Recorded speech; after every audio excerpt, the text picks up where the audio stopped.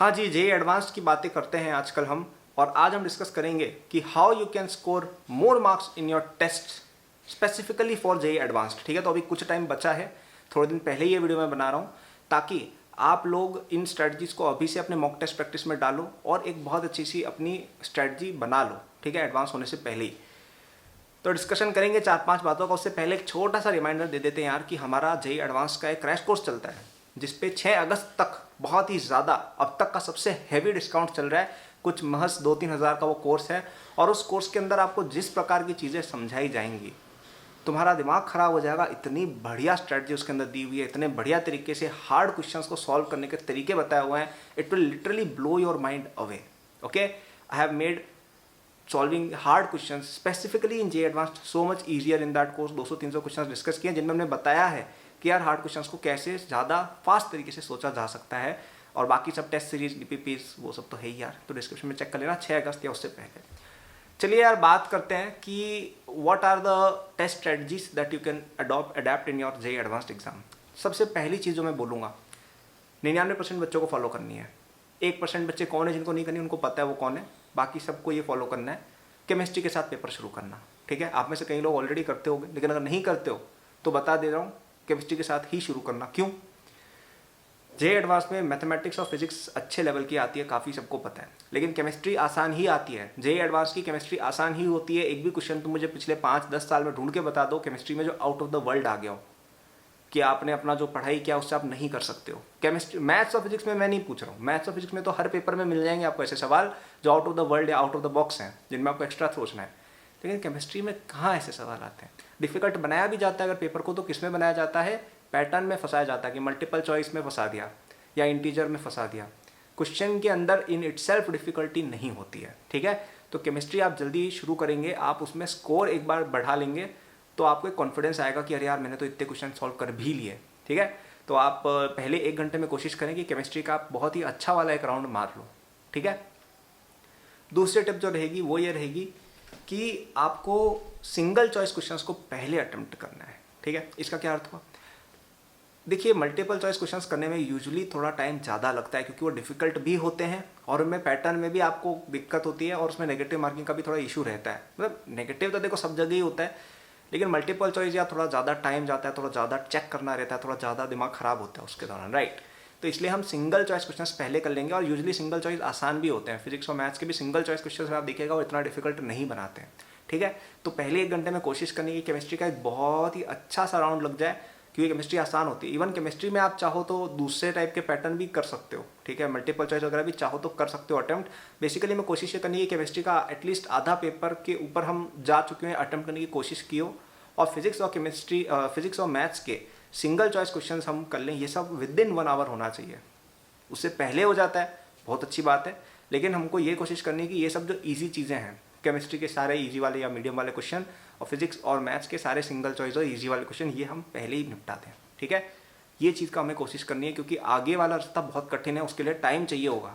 ठीक है, टाइम होगा एडवांस में तो तुम कर लोगे, डिफिकल्ट और मीडियम क्वेश्चन भी थोड़े बहुत हो जाते हैं, लेकिन टाइम देना पड़ता है। और टाइम कैसे मिलेगा? आप जब ईजी में और केमिस्ट्री में टाइम बचाएंगे। जो तीसरी टिप रहेगी वो ये रहेगी कि रेस्पेक्ट नेगेटिव मार्किंग। ठीक है, कई लोगों का मैंने रवैया देखा है जेईई मेन में, ऐसा रहता है कि अगर कुछ क्वेश्चन बच गए हैं तो उनमें तुक्का वगैरह लगा देते हैं।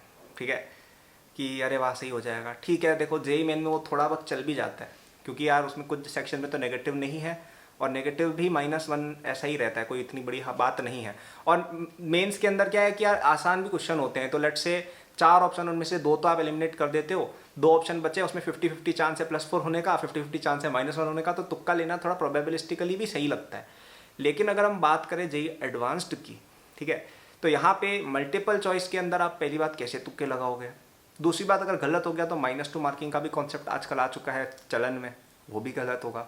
ठीक है, मुझे आज भी याद है 2016 में पहली बार आया था -2 मार्किंग का सिस्टम। ठीक है, तो मेरा 2017 बैच था, तो मेरे जो सीनियर्स थे 12th के वो हमारी कोचिंग में पढ़ रहे थे, तो सब लोग एकदम सरसरा गए थे कि अरे यार ये क्या हो गया, -2 मार्किंग, वाह, मतलब पहली बार इंट्रोड्यूस हो। तुम सोचो मतलब कि तुम्हारे, और तुमको पता भी नहीं है, तुम्हें पता मतलब इट इज़ लाइक कि तुम्हारा पेपर जैसे होगा ना एडवांस का, तो उसमें -3 मार्किंग आ जाए, शॉकिंग नहीं होगा? एकदम वैसा हो गया था वो सीन। ठीक है, तो -2 मार्किंग है तो प्रोबेबिलिस्टिकली भी सेंस नहीं बनाता है तुक्का लगाने का, और मल्टीपल चॉइस इंटीजर चॉइस में कहाँ तुक्के लगाने बैठोगे भाई मेरे। ठीक है। सिंगल चॉइस में फिर भी सोच सकते हो, लेकिन सिंगल चॉइस में भी कई पेपर्स में +3 -1 होता है, ठीक है। मेरे पेपर में +3 -1 था, मुझे याद है, ठीक है, 2017 में। तो वहाँ कहाँ तुक्के लगाओगे आप, राइट। तो इसलिए मत लगाइए तुक्के, ठीक है। कहीं पे अगर आपको लग रहा है कि यार ऑप्शन एलिमिनेट हो जा रहे हैं और आपको फीलिंग स्ट्रॉन्ग आ रही है तो लगा सकते हो, बट अदरवाइज आपको ज़्यादातर केसेज में नेगेटिव मार्किंग का ध्यान रखना है, क्योंकि बच्चे नेगेटिव में बहुत डूबते हैं, ठीक है। एक तो देखो पेपर अटेम्प्ट ही नहीं करना, वैसा भी नहीं करना है, पेपर अच्छा खासा अटेम्प्ट करके आना है, लेकिन जबरदस्ती का अटेम्प्ट नहीं करना है, ठीक है। आप 70% पेपर ही अगर अटेम्प्ट करके आए हो या 60% ही करके आए हो, ठीक है, आपके 40-50% रिलायबली बन जाएंगे।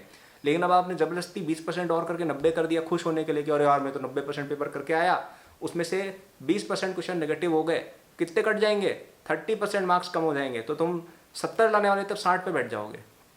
तो वैसी हरकतें नहीं करनी है, हमें थोड़ा सा ध्यान से चलना है, नेगेटिव को रिस्पेक्ट देनी है थोड़ी सी, उसको ऐसे सलाम करना है और निकल जाना है, ठीक है।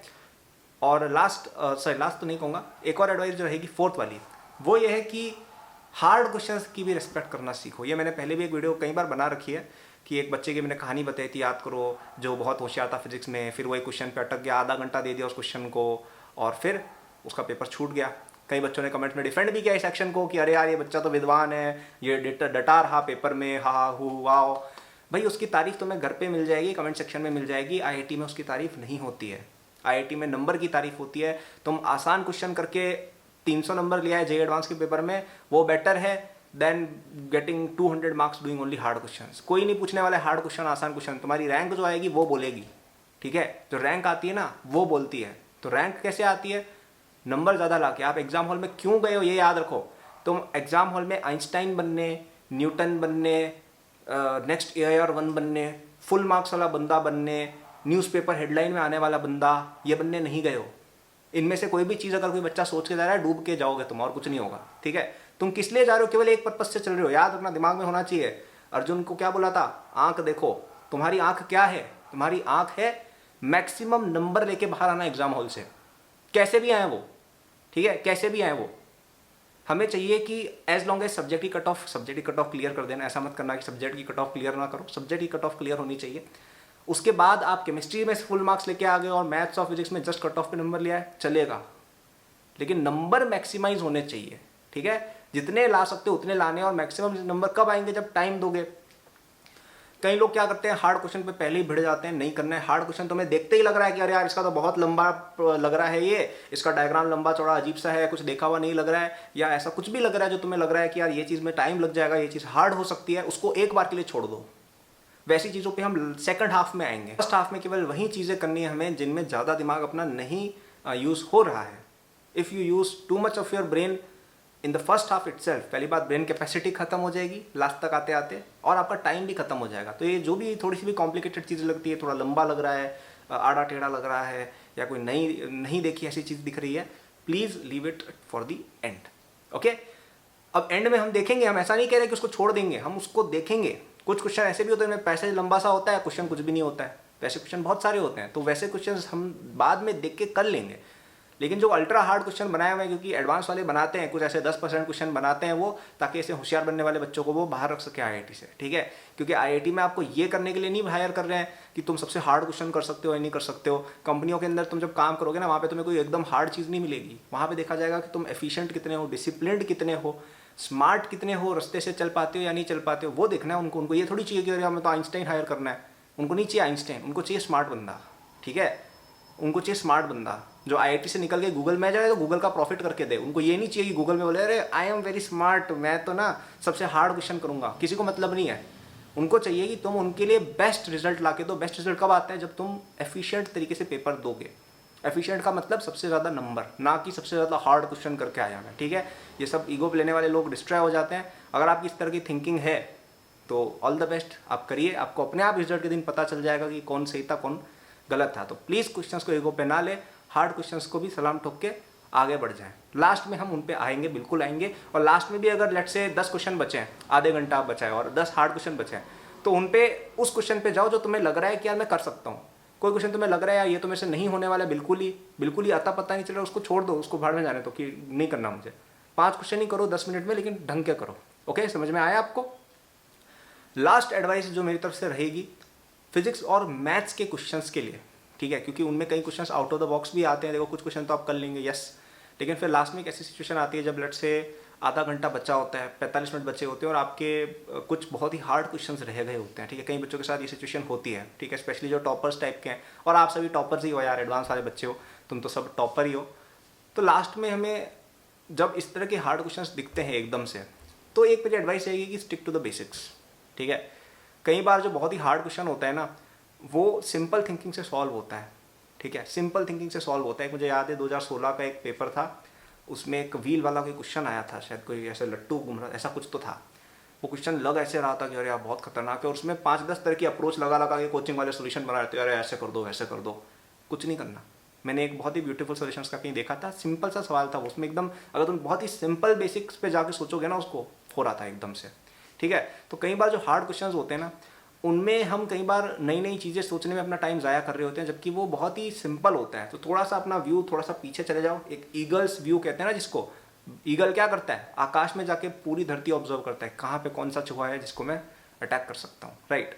वैसे ही थोड़ा सा ऊपर हो जाओ, थोड़ा सा ऊपर के लेवल से सोचो कि यार ये प्रॉब्लम क्या करना चाह रही है, एग्जामिनर क्या निकलवाना चाह रहा है। ऑप्शंस देख के कई बार पता चल जाता है ना, और कई बार अननेसेसरी इन्फॉर्मेशन भी दी होती है क्वेश्चन में ताकि आप कंफ्यूज हो। तो हार्ड क्वेश्चंस में कई बार सिंपल थिंकिंग लगाने से एग्जाम्स जल्दी होते हैं, ठीक है। इसके बारे में मैंने और ज़्यादा जो डिस्कशन है वो मैंने एडवांस्ड वाले कोर्स में हमारे किया हुआ है, उसमें मैंने इस तरह के बहुत सारे डिफिकल्ट क्वेश्चंस, बहुत अच्छे वाली किताबें वगैरह नहीं होती हैं, इरोडोव है, ए दास गुप्ता है, एडवांस के पुराने वाले ज़माने के क्वेश्चन, बाबा आदम का ज़माना नहीं होता था जब जेईई एडवांस होता था, तो उसमें बहुत हार्ड क्वेश्चन आते थे। तब के क्वेश्चंस भी मैंने डिस्कस कुछ किए हुए हैं, और मैंने बताया है कि कैसे हार्ड क्वेश्चंस में आप सिंपल थिंकिंग लगा के सॉल्व कर सकते हो। दिस इज समथिंग जो आपने कहीं नहीं सीखी होगी अपने कोचिंग तुम्हें किसी किताब नहीं मिलेगा, क्योंकि ये चीज़ें मैंने खुद डेवलप की हुई है कई सारी, तो ठीक है।